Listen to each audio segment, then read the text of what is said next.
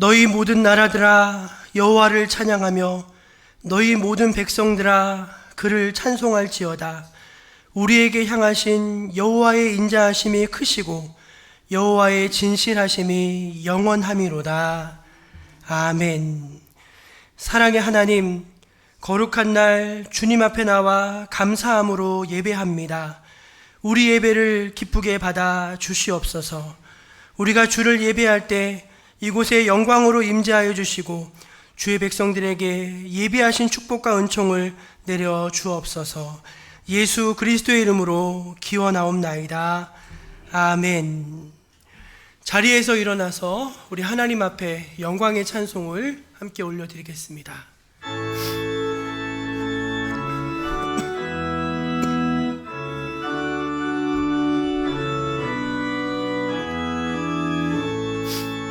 큰 영화로신 주 이곳에 오셔서 이 모인 자들로 주 백성 삼으사 그 중에 항상 계시고 그 중에 항상 계시고 큰 영광 나타내소서. 이 백성 기도와 또 예물 드림이 양내와 같으니 곧 받으옵소서.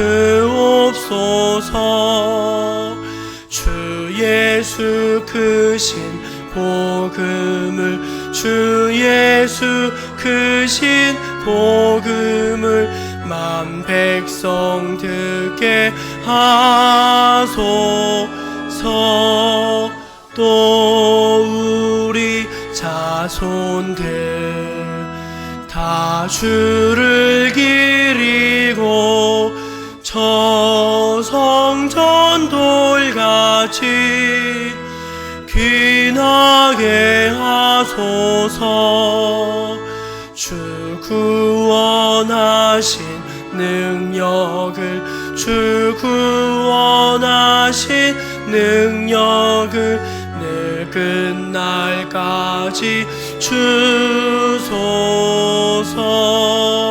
주 믿는 만민이 참 진리 지키며 예 성도들 같이 주 찬송하다가 저 천국 보좌 앞에서 저 천국 보좌 앞에서 늘 찬송하게 하소서.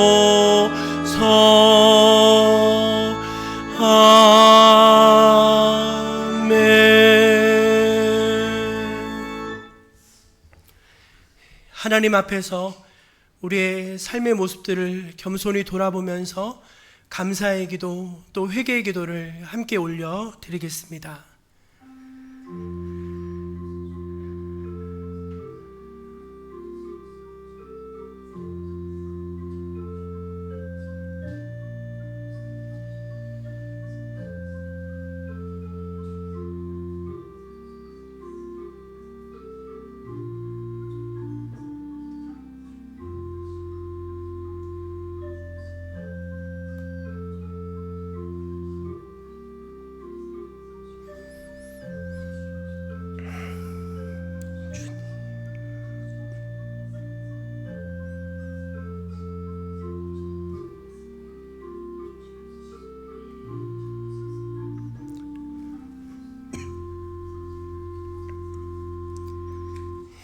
하나님의 은혜를 감사할 줄 아는 백성들, 또 자신의 죄됨과 또 하나님 앞에서의 이런 연약함을 인정하며 죄를 고백하는 백성들을 향해서 우리 주님은 이렇게 말씀해 주십니다. 주와 같은 신이 어디 있으리까? 주께서는 허물을 사유하시며 진노를 오래 품지 아니하시나이다. 다시 우리를 불쌍히 여기셔서 우리의 죄악을 발로 밟으시고 우리의 모든 죄를 깊은 바다에 던지시리이다. 아멘. 사도신경으로 우리 신앙을 함께 고백하겠습니다. 나는 전능하신 아버지 하나님 천지의 창조주를 믿습니다. 나는 그의 유일하신 아들 우리 주 예수 그리스도를 믿습니다. 그는 성령으로 잉태되어 동정녀 마리아에게서 나시고 본디오 빌라도에게 고난을 받아 십자가에 못 박혀 죽으시고 장사된 지 사흘 만에 죽은 자 가운데서 다시 살아나셨으며 하늘에 오르시어 전능하신 아버지 하나님 우편에 앉아 계시다가 거기로부터 살아있는 자와 죽은 자를 심판하러 오십니다. 나는 성령을 믿으며 거룩한 공교회와 성도의 교제와 죄를 용서받는 것과 몸의 부활과 영생을 믿습니다. 아멘. 성시교독은 교독문 41번 시편 97편입니다. 여호와께서 다스리시나니 땅은 즐거워하며 허다한 섬은 기뻐할지어다.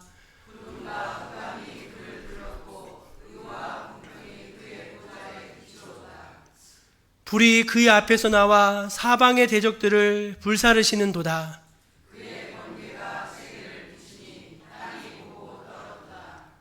산들이 여호와의 앞 곧 온 땅이 주 앞에서 밀랍같이 녹았도다.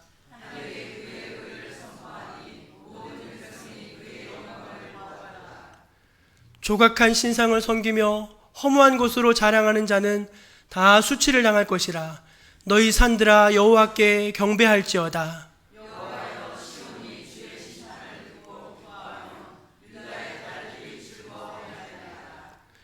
여호와여 주는 온 땅 위에 지존하시고 모든 신들보다 위에 계시니이다.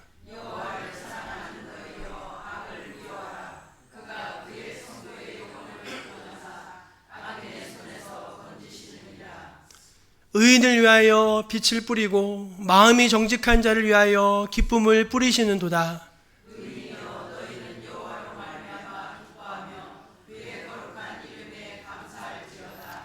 아멘. 자리에 앉아서 우리 286장을 함께 찬송하겠습니다.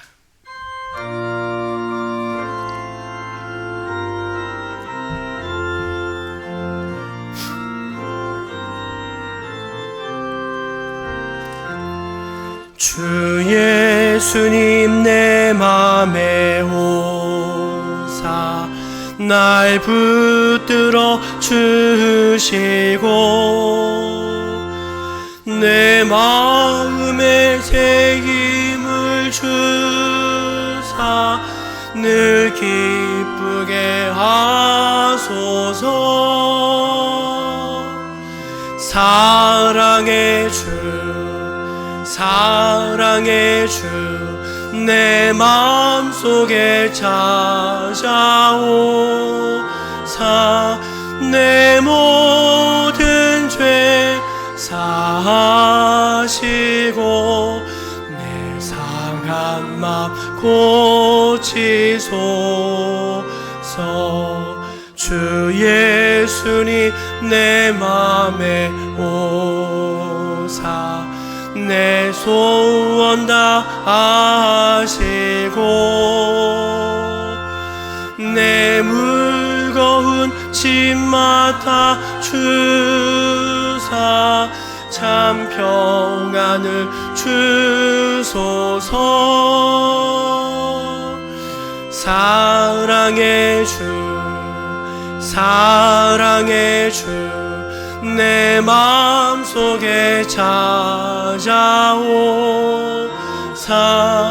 내 모든 죄 사하시고 내 상한 맘 고치소서. 주 예수님 내 맘에 오사 날 정결케 하시고 그 은혜를 내 맘에 채워 늘 충만케 하소서. 사랑의 주 내 맘속에 찾아오사 내 모든 죄 사하시고 내 상한 맘 고치소서. 주 예수님 내 맘에 오사 내 길 인도하시고 주 성령을 내 맘에 채워 늘 충만케 하소서. 사랑의 주 내 맘속에 찾아오사 내 모든 죄 사하시고 내 상한 맘 고치소서. 아멘.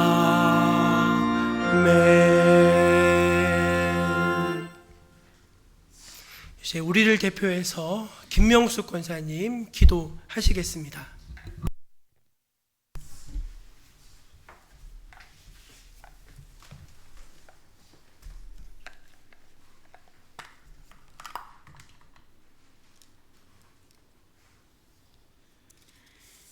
기도드리겠습니다. 주께 힘을 얻고 그 마음에 시온의 대로가 있는 자는 복이 있나이다. 그들이 눈물 골짜기를 지나갈 때 많은 샘이 있을 것이며 이른비가 복을 채워주나이다. 그들은 힘을 얻고 더 나아가 시온에서 하나님 앞에 각기 나타나리이다. 시편 84편 5절에서 7절 말씀. 8월 둘째 주 성일 주님 사모하는 마음으로 찬양과 경배를 올려드립니다. 홀로 영광 받으시옵소서. 지난 한 주간을 되돌아보니 생각과 말과 행동에 늘 시험 드는 나약한 그리스도인입니다. 연약하고 허물 많은 저희들을 불쌍히 여겨 주시옵소서. 주님의 보혈을 의지하여 주님과 늘 동행하는 마음을 허락하셔서 남을 배려하고 상대의 잘못을 용납하고 품어줄 수 있는 성숙하고 겸손한 그리스도인이 되기를 소망합니다. 성령 하나님 인도하여 주시옵소서. 예전에 없던 불볕더위가 생명을 위협하는 수준에 이르렀습니다. 이 더위에도 생활전선에서 일하시는 정목의 성도님들 불볕더위를 잘 이겨나가서 무탈하게 여름을 잘 견딜 수 있도록 지켜주시옵소서. 아멘. 말씀을 대언하시는 이순직 목사님, 주님의 충성된 종으로서 말씀 선포하실 때 성령 충만하셔서 성령의 감동으로 전하시도록 강권하여 주시옵소서. 정목의 성도들이 하나님 말씀 앞에서 나의 부족함을 깨닫고 세상에 나가서 삶의 일상에서 하나님 말씀을 실천하는 성숙한 그리스도인이 되기를 소망합니다. 유난스러운 이 더위에 수련회의 모든 일정을 감당하시는 목사님, 능력으로 항상 채워주시는 주님께서 건강하게 이 여름을 잘 이겨나가실 수 있도록 힘주시고 축복하여 주시옵소서. 선교사님 가정을 위해 기도드립니다. 모든 것을 주님께 맡기고 그 어려운 환경에서 주님의 사명을 감당하시는 선교사님들, 그분들의 헌신을 아시오니 생사복을 주관하시는 완전하신 하나님, 그분들의 가정의 안전과 건강을 지켜주실 줄 믿습니다. 자녀들의 앞길과 교육 환경도 주님의 은혜와 축복이 넘치는 형통함이 있게 하옵소서. 우리 가운데 역사하시는 능력대로 우리의 온갖 구하는 것이나 생각하는 것에 넘치도록 능히 하실 이에게 에베소서 3장 20절 말씀처럼 주님 선교사님 가정마다 축복하셔서 하나님께 영광 올려드릴 수 있도록 모든 필요를 채워주실 수 있는 은혜 내려 주시옵기를 간절히 기도드립니다.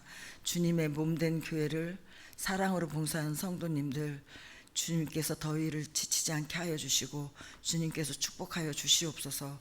우리를 죄에서 구원하신 존귀하신 예수님의 이름으로 기도드렸습니다. 아멘.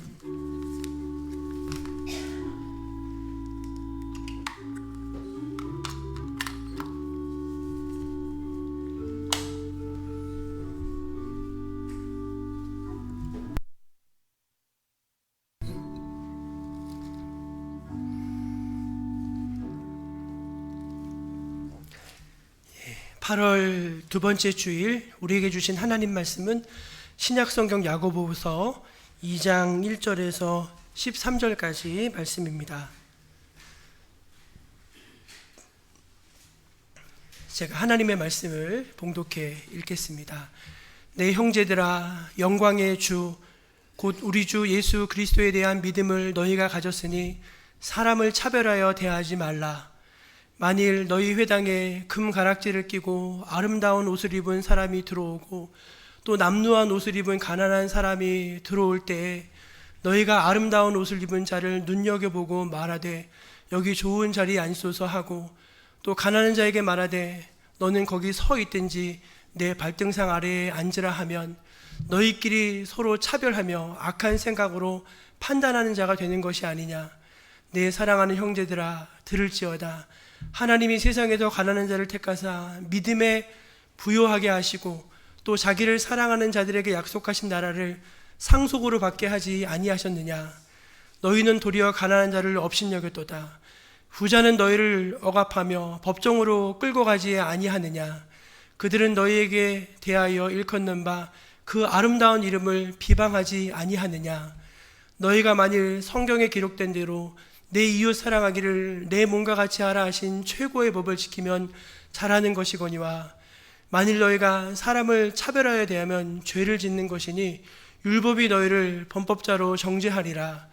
누구든지 온 율법을 지키다가 그 하나를 범하면 모두 범한 자가 되나니 간음하지 말라 하신 이가 또한 살인하지 말라 하셨은즉 내가 비록 간음하지 아니하여도 살인하면 율법을 범한 자가 되느니라.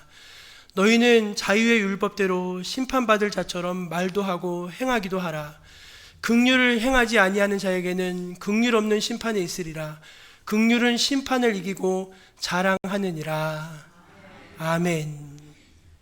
이 말씀은 오늘 우리에게 주신 귀한 지혜의 말씀입니다. 이 시간에 우리 하모니 중창단 나오셔서 하나님 앞에 찬송으로 영광을 돌리시겠습니다.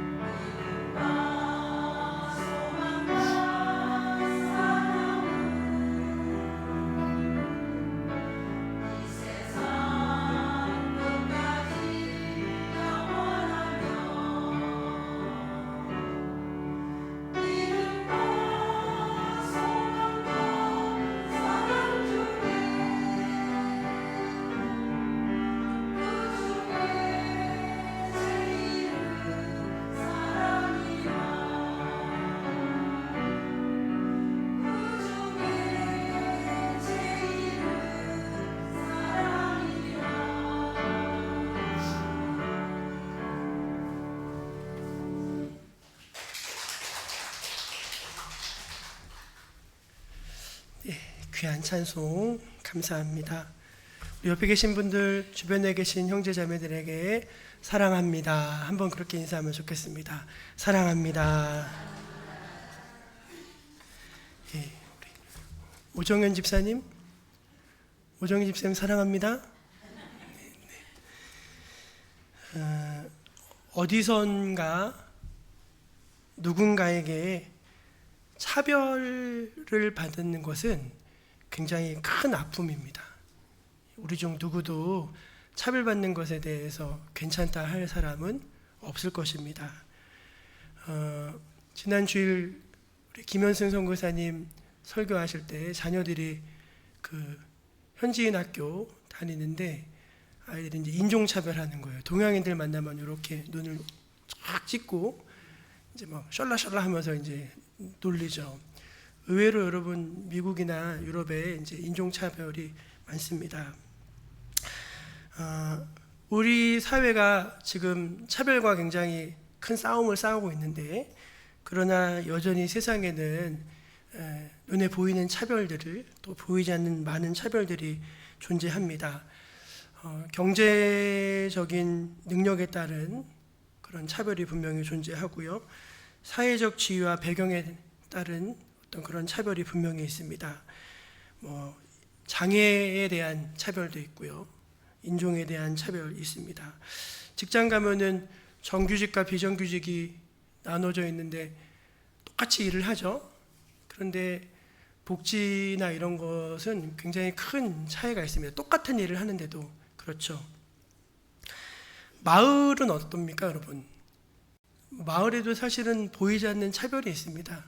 이제 우리는 원래부터 여기 살던 사람이고 당신들은 밖에서 들어온 사람이니까 하는 그런 보이지 않는 그런 차별이 있어요. 가정은 차별이 없을까요? 가정도 있죠.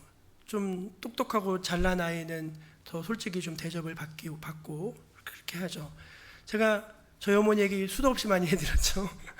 옥수수를 삶으면은 손자들은 아주 좋은 것을 이렇게 하나씩 이렇게 손에다 쥐어주는데 손녀들은 옛다 하면서 집어 던졌다고 하잖아요. 그러니까 이제 우리나라는 지금은 많이 사라졌지만 더 오히려 여자아이를 더 선호하게 됐지만 전에는 남아 선호 사상이 굉장히 컸습니다.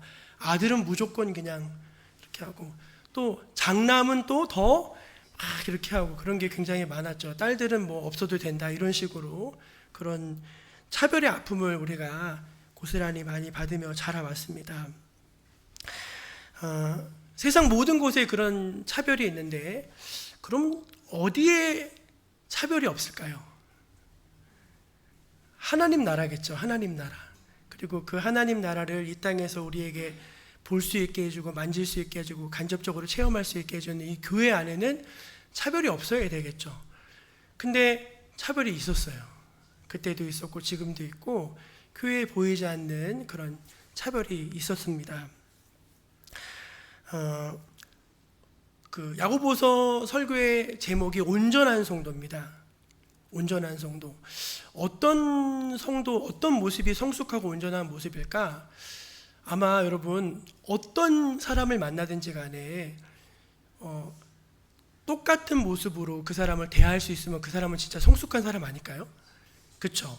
나보다 조금 낮아 보이는 사람들은 하대하고 멸시하고 그리고 나보다 조금 높아 보이는 사람들한테는 굽신거리고 아부하고 그러지 않고 어떠한 사람을 만나든지 간에 그냥 모든 사람에게 똑같은 그런 마음을 갖고 똑같은 태도를 가질 수 있다면은 그 사람은 진정 성숙한 사람이다, 온전한 성도다 할 수 있을 것입니다.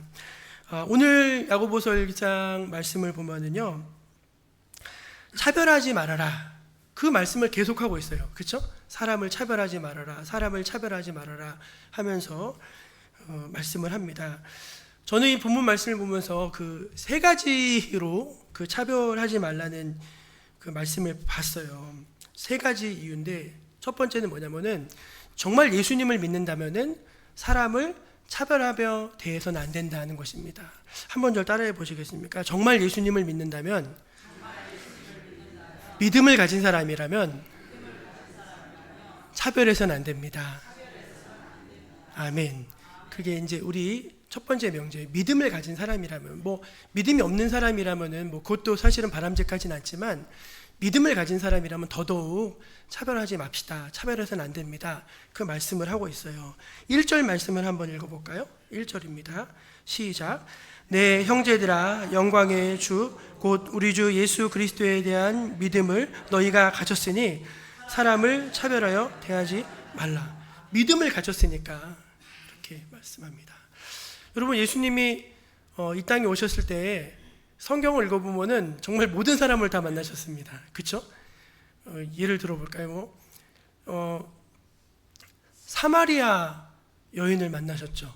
사마리아 여인 만나가지고 물 좀 줘요 그랬어요. 물 좀 주세요. 여자가 깜짝 놀랍니다. 일단은 남자가 여자한테 말을 건 것이 이상했어요. 그렇죠?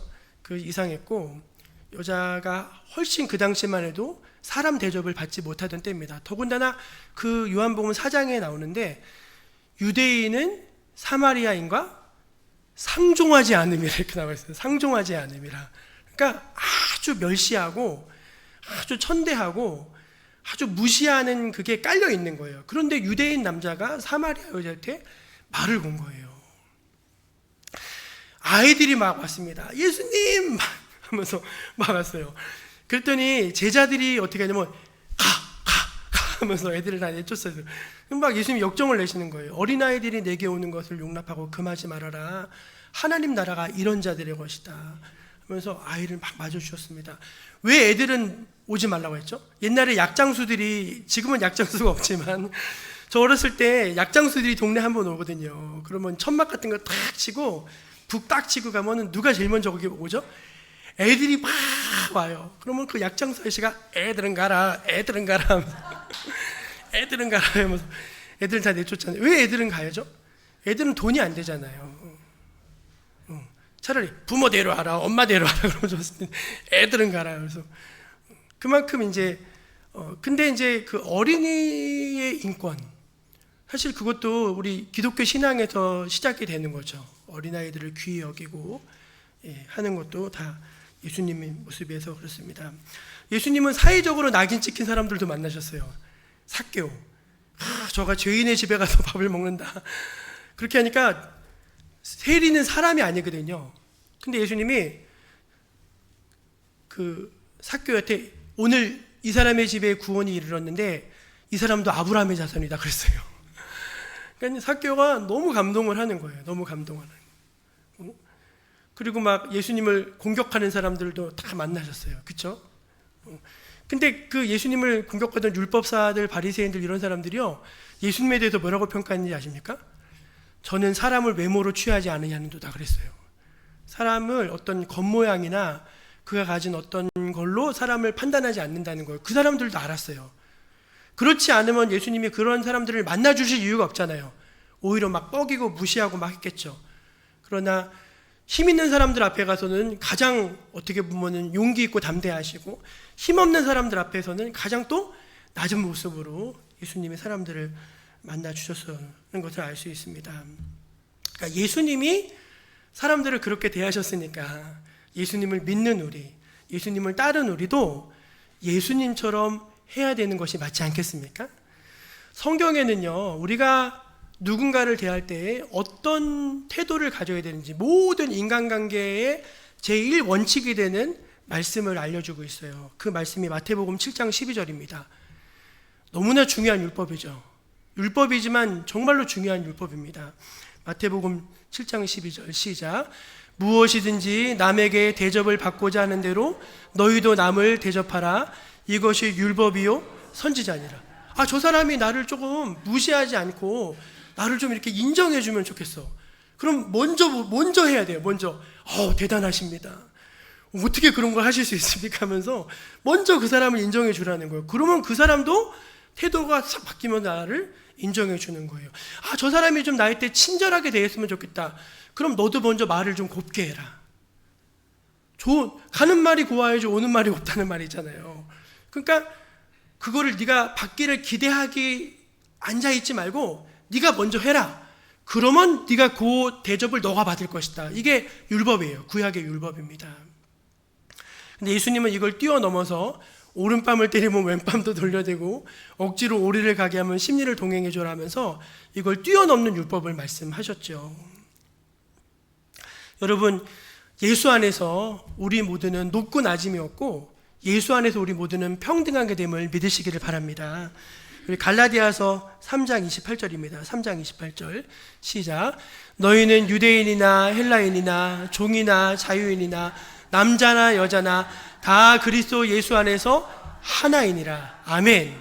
예수님은요, 높은 자는 낮아지게 하시고 낮은 자는 높아지게 하시고 모든 사람을 남자, 여자, 어린아이, 인종, 성별 뭐 이런 거에 관계없이 모든 사람을 평등하게 만드시는 구주가 되심을 믿으시기를 바랍니다.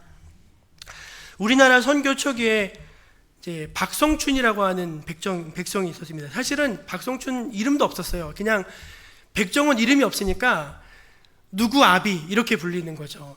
제가 옛날에 우리 장로님 어머니를 장례를 치르는데 어머니 이름이 최씨예요. 최씨. 이름이 없어요. 여러분, 우리 지금 가평에 공원묘지 있잖아요. 거기 가서 묘비를 쭉 보세요. 이름 없는 사람들이 꽤 많습니다. 최씨, 박씨, 이런 이름이 꽤 많이 있어요. 그러니까 이름조차 가지지 못하는 것이 백정의 삶이었습니다. 백정은 뭐 도포를 입을 수도 없었고 갓을 쓸 수도 없었고, 이제 양반이 지나가면 어린이라도 그 어르신 나이 한 60, 70 먹은 백정이 그 조그만 어린이한테 절을 해야 되는 거예요. 엎드려 절을 하고 그렇게 살아야 됐습니다. 그러던 어간에 백정도 받아주는 학교가 생겼어요. 그 학교가 뭐냐면 사무엘 무어 선교사님이 세운 이제 예수교 학당이라고 하는 학교였습니다. 거긴 백정도 받아준대요. 그래가지고 그 아들이 봉출이었는데 그 아들이라도 좀 인간답게 살라고 해가지고 그 아들을 이제 거기 보냈더니 그 아들이 이제 거기서 예수님을 믿게 된 거예요. 그러다가 이제 이 백정 박성춘이 이제 콜레라에 걸려서 죽게 되었는데 그 소식을 듣고서 이제 무어 선교사님이 왕의 어이였던 에비슨 선교사한테 이러이러한 사람이 지금 아파서 죽어가고 있는데 좀 도와달라고 했더니 그 왕의 어이였던 에비슨 선교사가 와가지고 이 박성춘을 병에서 고쳐준 겁니다. 아니, 왕을 고쳐주는 의사가 자기를 고쳐주니까 너무 감개무량해가지고 이제 낳자마자 이제 아들을 데리고 이제 그 같이 교회를 다니기 시작했습니다. 그리고 이제 거기서 큰단골 교회, 곤단골 교회라고 하는 현 승동교회 모태가 되는 교회인데 거기서 이제 세례를 받았어요. 세례 받으면서 선교사님이 이름을 지어준 게 성춘이에요. 거룩한 봄이 왔다고, 당신의 인생에 봄이 왔다고 지어준 이름이 성춘이라고 합니다. 그런데 이제 난리가 났습니다. 양반들이 들고 일어난 거예요. 아니, 저 천한 쌍놈이랑 어떻게 우리가 같은 교회를 다닐 수 있냐고 하면서 맨날 그것 때문에 교회가 시끄러운 거예요. 그래서 막 복작복작 되다가 양반들이 나갔습니다. 그래서 홍문수골 교회라고 하는 자기들의 교회를 세웠어요. 누가 제일 마음 아팠을까요? 백정 박성준이 제일 마음 아팠죠. 나 때문에 교회가 이렇게 하나 되지 못하고 싸우고 나가고 그러니까, 그래서 이분이 정말 열심히 기도하면서 전도를 열심히 했어요. 백정들 전도 많이 하고. 그래서 이 곤단골 교회가 계속 부흥해 갔습니다. 그런데 홍문수골 교회는요 계속 쪼그라들어요. 교회가 쪼그라들다가 나중에 양반들이 회개하고 3년 만에 다시 들어왔어요. 다시 들어와서 하나 됐습니다. 그리고 나서 1911년 승동교회에서 장로 투표를 했는데 누가 장로가 되는지 아세요? 박성춘 백정이 장로가 됐습니다. 그게 교회죠, 여러분. 그게 교회죠. 그리고 그 박성춘의 아들인 봉출은 어떻게 됐냐면요, 이제 연세대학교 의과대학이죠. 지금으로 치면은 제중원의학교 우리나라 1호 학생으로 들어가게 됐어요. 사진 한번 보여주실래요? 연대 세브란스 의대생 1기 졸업생인데요. 맨 앞줄에서 왼쪽에 있는 저 사람이 백정의 아들입니다. 이름을 나중에는 박서양으로 개명을 했더라고요. 선교사들이 박서양으로 개명을 해줘가지고 의사가 됐습니다. 그래서 연세대에서 교수도 하시고 나중에는 이제 그 군관학교 이제 독립군들 이제 군의관도 하시고 하면서 아주 훌륭하게 많은 일들을 하셨습니다.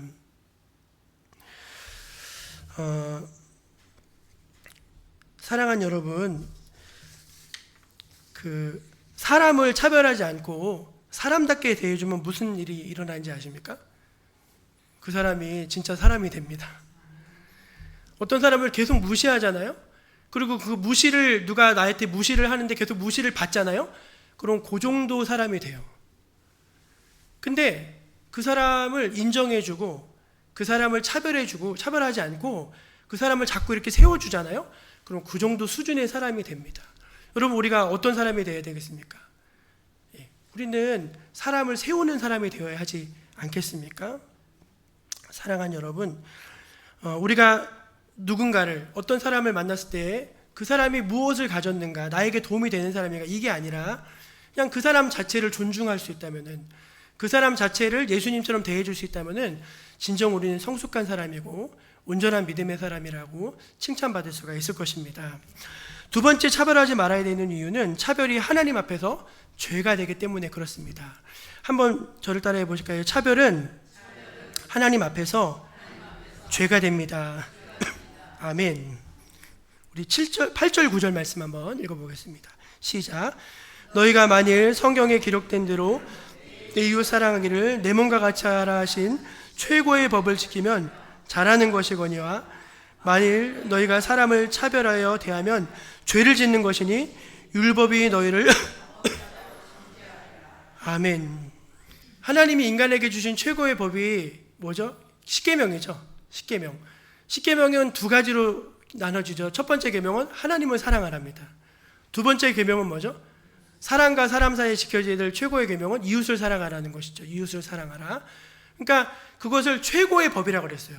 내 이웃을 사랑하는 것을 최고의 법이라고 하셨습니다.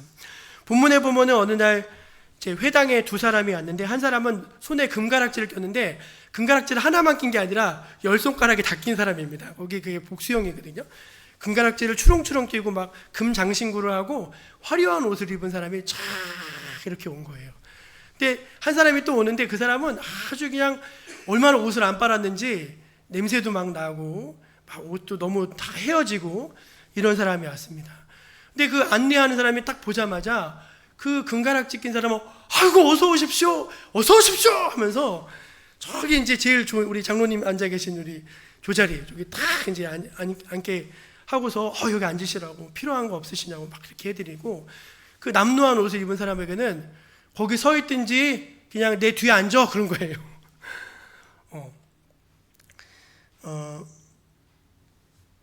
여러분, 그 안내자가 왜 그렇게 했을까요? 계산한 거죠. 계산.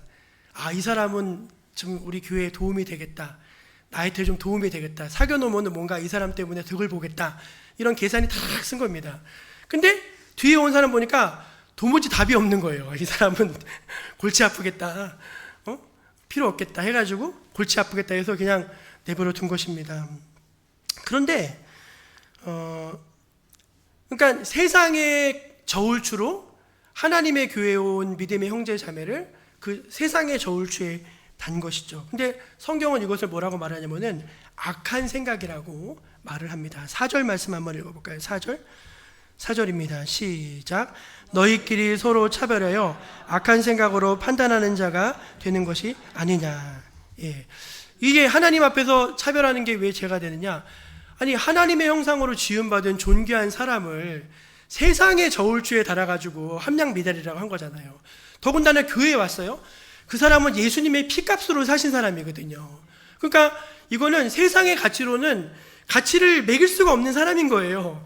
그런데 그 사람을 세상의 가치로, 그러니까 존귀한 예수님의 피값으로 바꾼 사람을 가치 없다고 너 스스로 판단했기 때문에 그것이 하나님 앞에서 악하다, 죄가 되는 것이다 말씀하는 것이죠. 그러니까 이 안내자, 이 교회가 저지른 실수는 뭐냐면은 누구를 이웃으로 맞아들일까에 대해서 잘못 판단한 것입니다.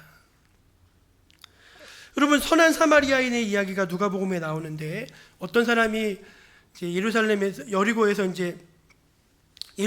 여리고로 가던 중에 강도를 만났어요. 이제 강도한테 온통 두들겨 맞고 옷도 다 뺏기고 가진 거 다 뺏기고 이제 거반 죽을 정도가 됐습니다. 이제 제사장이 지나가는데 딱 보니까 이거 귀찮을 것 같아, 건드리면. 그래서 휙 지나가 버렸습니다. 레위인도 딱 보니까 이거 괜히 건드렸다가는 초상 치를 것 같으니까 휙 지나갔어요. 근데 사마리아인이 지나가는 겁니다. 사마리아인은 유대인하고 상종도 안 하는 사람인데 사마리아인이 가가지고 기름을 발라주고 씻겨주고 자기 짐승에 태워가지고 주막에 데려가고 정성껏 돌봐줍니다. 그리고 이제 자기가 볼일을 보기 위해서 가는데 주모한테 뭐라고 말하냐면 내가 돌아오면서 이 사람 부비를 더 주겠다 하면서 끝까지 그 사람을 책임져 줍니다. 여러분, 근데 이 이야기가 어떻게 나온 맥락인지 아십니까? 한 율법사가 예수님한테 나와서 어떻게 하면 영생을 얻습니까?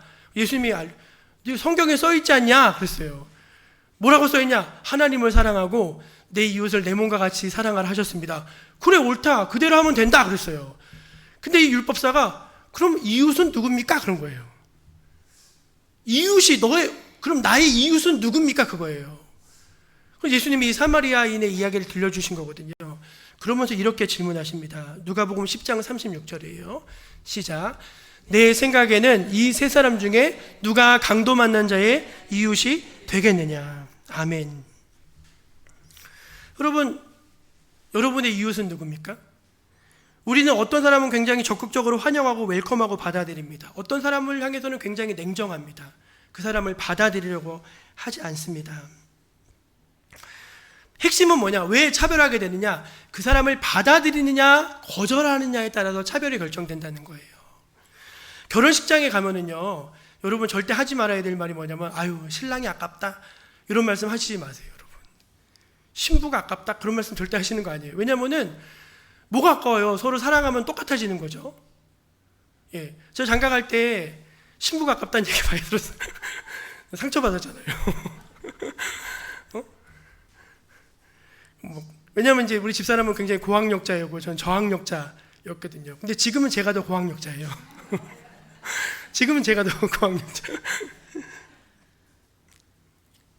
우리나라 한국인으로 미국 최고위직에 오른 강용호 박사님 돌아가셨긴 했는데 이야기를 들려드리면 좋겠습니다. 강용호 박사님은 요 근처 양평 출신이고 1944년에 태어났는데 14살 때 아버지 돌아가시고 15살 때 축구하다가 공에 눈이 맞았는데 초기 대응을 잘못해가지고 이제 그게 점점 심각해지면서 실명하게 됐습니다.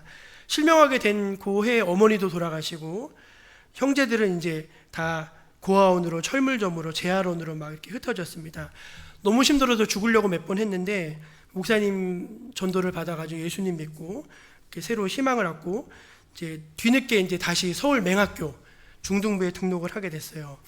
근데 1961년 5월 이제 그 숙명여대대학교 1학년이었던 석경숙이라고 하는 아리따운 자매가 적십자 봉사활동을 하러 왔다가 이제 이 강용호를 만났어요.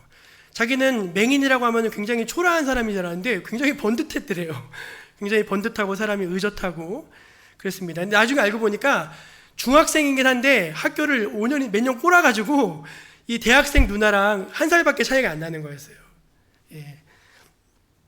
그래서 이제 그 모습을 보고서 이 석경숙 이 자매가 6년 동안이나 이 강용호 학생의 눈과 발이 되어줬습니다. 사진 한번 보여주실래요? 예, 요게 이제 그 대학생 숙명여대 다니던 석경숙 씨고 그 옆에가 이제 중학생 빵모자를 쓴 강용호 박사입니다. 6년을 그렇게 손과 발이 되어줘서 같이 하다가 정말 하나님의 은혜로 기적적으로 연세대학교 장애인 최초입니다. 연세대학교 이제 강용호 박사님이 이제 그때 거기 입학을 하게 돼요. 그리고 이제 같이 이제 대학 다닐 때도 계속 도와줬대요. 그러다가 어느 날 이제 프로포즈를 했어요. 나의 때 시집 오면 안 될까? 그랬대요. 여러분 대단하지 않습니까? 좀 대단한 사람이죠. 자기가 장애를 갖고 있는데도 당당하게 나의 때 시집 오면 안 될까?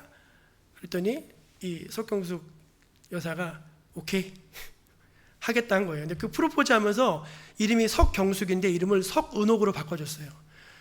예, 석은 돌이고 돌같이 단단해지는 10년, 은같이 아름다워지는 시간 10년, 옷같이 귀하게 쓰임받는 시간 10년 내가 그걸 너한테 선물하겠다 해서 이름을 바꿔줬어요. 석은옥으로.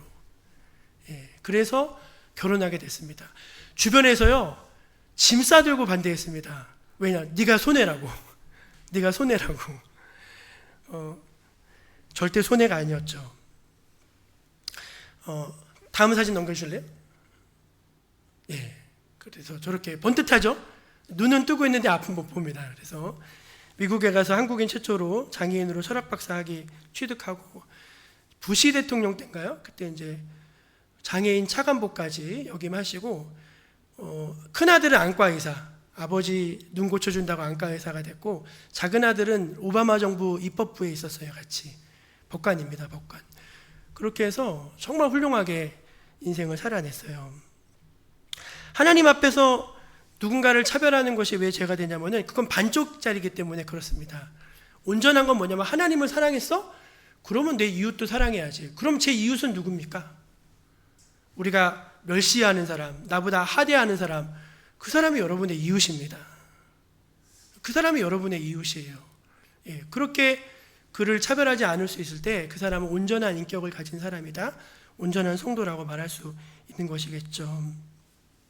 옆에 계신 분들에게 이렇게 한번 말씀해 주시겠습니까? 나는 당신을 받아들입니다. 나는 당신을 받아들입니다. 네, 저는 이게 되게 마음이 와닿아요. I accept you.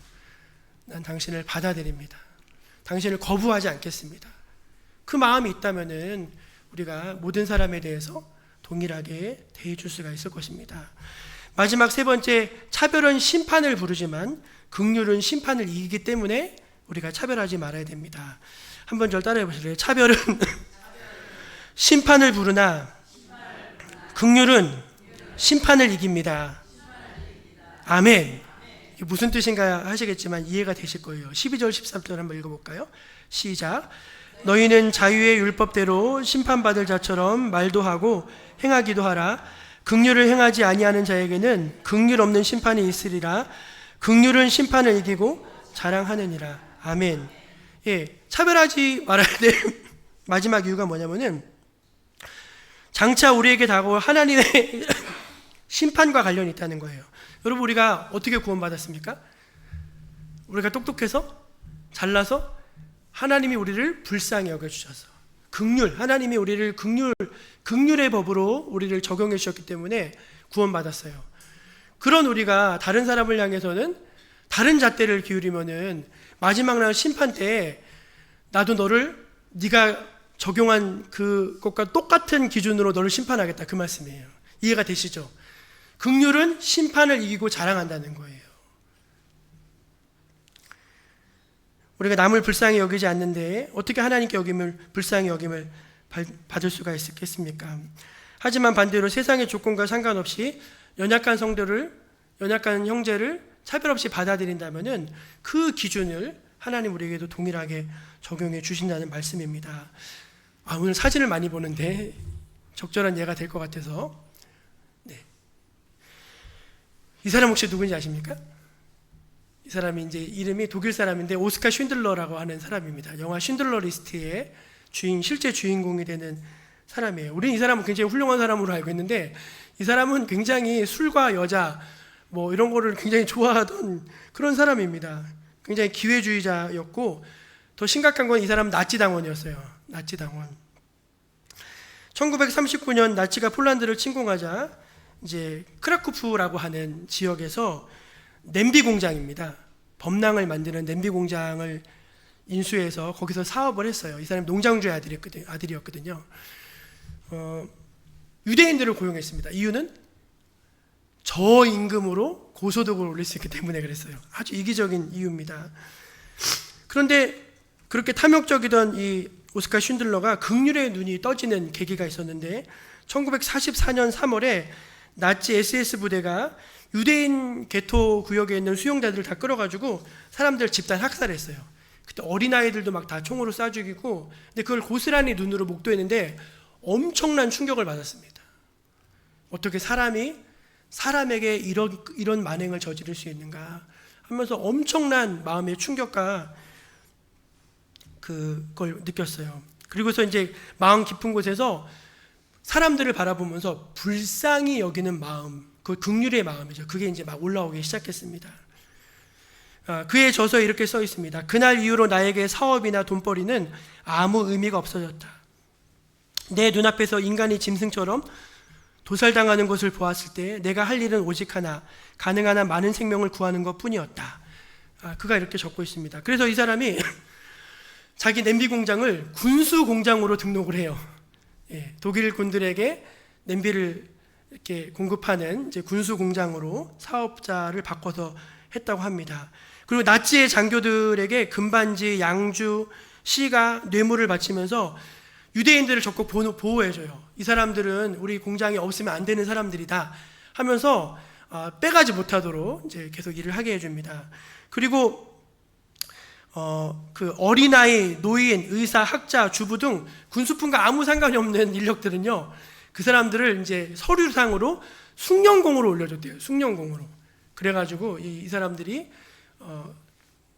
뺏기지 않도록 이제 그렇게 살린 사람이 1,200명입니다. 1944년부터 1945년까지 이제 공장을 옮겨가면서 그렇게 돈을 다 탕진해서 마지막에는 완전히 빈털터리가 됐어요. 1945년 5월 독일이 패망하고 전쟁이 끝난 날 1,200명이 이 쉰들러에게 이제 선물을 하나 건네죠. 그 선물 뭔지 여러분 아시죠?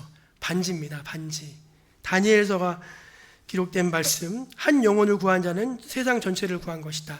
그 말씀을 적어가지고 이제 선물로 줬어요. 근데 이게 이제 전체적인 이야기의 핵심이 아니라 뭐가 핵심이냐면은 아까 서두에 말씀드렸듯이 이 오스카 쉰들러가 나치 당원이었거든요.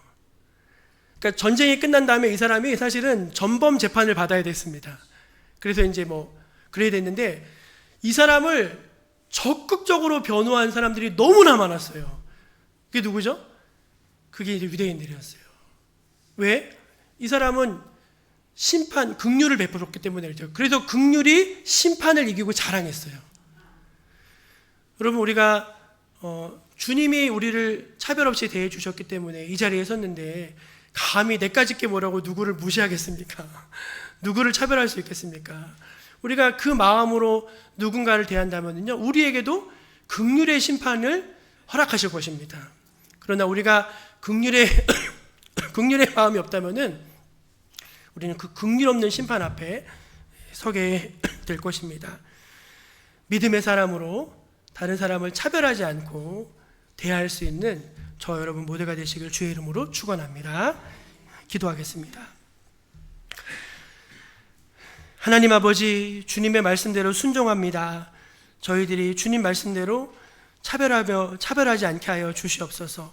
모든 사람들을 주님의 마음으로 대할 수 있게 하여 주시옵소서. 성숙한 신자가 되게 하여 주옵소서. 예수 그리스도의 이름으로 기도합니다. 아멘. 570장 부르면서 봉헌하겠습니다.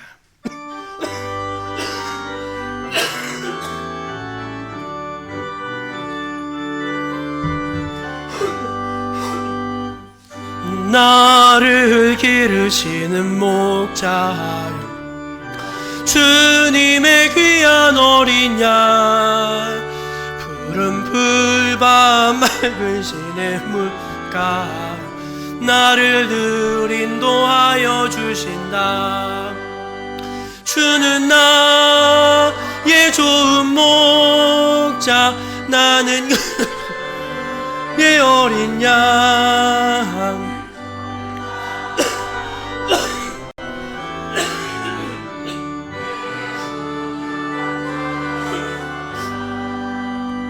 예쁜 새들 노래하는 아침과 노을빛, 사랑하는 나의 목자 음성이 나를 언제나 불러주신다. 주는 나의 좋은 목자, 나는 그의 어린 양. 저를 따라 꼴을 먹여주시니 내게 부족함 전혀 없어라. 못된 짐승 나를 해치 못하고 거친 비바람 상치 못. 감사해요. 강한 손을 펼치사 나를 주야로 지켜주신다. 주는 나의 좋은 목자, 나는 그의 어린 양. 나를 따라 꼴을 먹여주 내게 부족함 전혀 없어라. 아멘. 하나님 아버지, 여호와가 나의 목자셔서 내게 부족함이 없음을 고백합니다. 늘 하나님의 신실하신 도움과 공급하심이 우리 인생을 더욱더 풍성하게 하시고 복되게 하시는 줄로 믿습니다. 그 은혜를 기억하고 감사하면서 또 이 모든 것의 근원이 하나님이심을 고백하면서 저희가 마음을 담아서 믿음을 담아서 주님 앞에 예물 올려드리오니 하나님 받아 주시옵소서. 이 무더위 속에 성도들이 땀 흘려가면서 애를 써서 번 돈입니다. 그러나 하나님, 단순히 돈이 아니라 하나님 앞에 드리는 우리의 마음이고 헌신입니다. 하나님이 기쁘게 받으시고 주의 나라를 위해서, 주의 영광을 위해서, 또 많은 사람들을 구원하기 위해서 주님이 아름답고 귀하게 사용하여 줄 줄로 믿습니다. 하나님 아버지여, 주의 성도들을 격려하여 주시고 우리 성도들을 축복하여 주시옵소서. 하나님, 계속 빼다 써도 항상 생기는 하나님 오병이어의 신비를 우리 성도들이 삶에서 늘 맛보며 살게 하여 주시옵소서. 하늘 창고를 열어서 주의 백성들을 도우신 하나님, 주의 백성들을 채우시는 하나님, 주의 백성들을 돌보시는 그 하나님의 놀라운 은총을 경험하면서 기쁨과 감사함으로 주님 앞에 드릴 수 있는 복된 저희가 되게 하여 주시옵소서. 우리 무더위 속에서 성도들의 건강과 안위를 주님 붙들어 주시기를 기도합니다. 보호하여 주시기를 기도합니다. 하나님 아버지, 이 여름을 잘 나고 서늘한 바람이 불어올 때 더욱더 기쁨으로 주님을 잘 섬길 수 있게 하여 주시고 저희가 늘 하나님의 은혜 가운데 승리하도록 한 사람 한 사람을 은혜 중에 붙들어 주시옵소서. 가장 좋은 것을 주시고 항상 선한 길로 인도하시는 신실하신 주 예수 그리스도의 이름으로 기도드립니다. 아멘.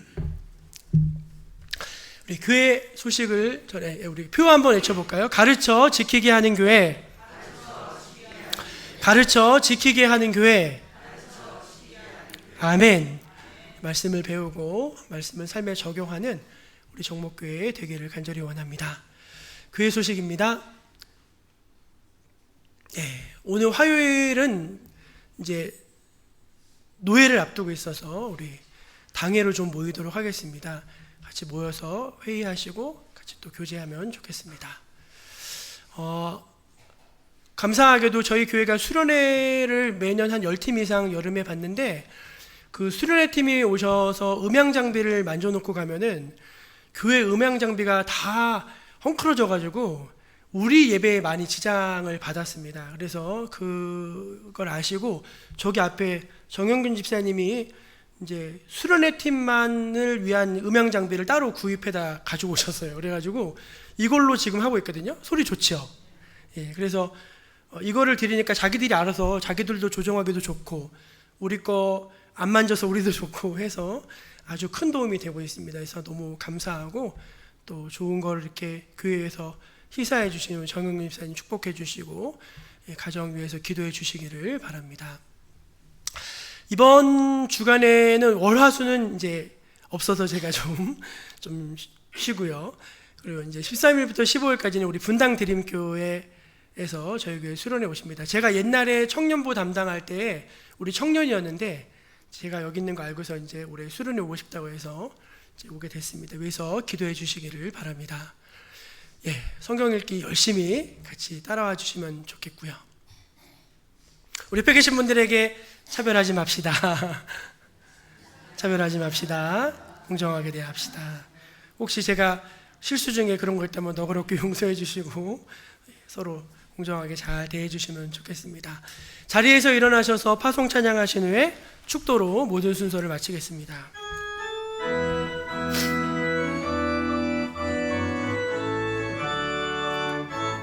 가서 제자 삼으라 세상 많은 사람들을 세상 모든 영혼이 내게 달렸나니